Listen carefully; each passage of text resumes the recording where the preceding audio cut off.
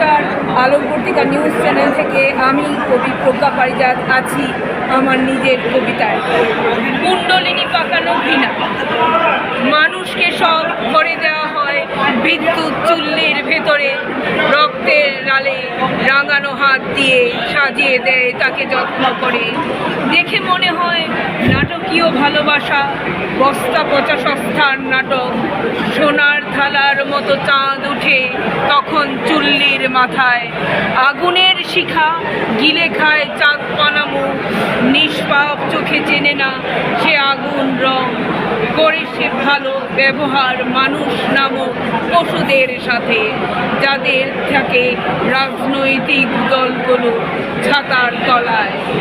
মানুষ মৃত্যুর জামা পরে চিনে সেই আগুন রং, বিদ্যুৎ চুল্লির ওপরে কালো কালো কুণ্ডলিনী পাখানো উঠছে ঘৃণা অতৃপ্ত মানুষের আত্মা।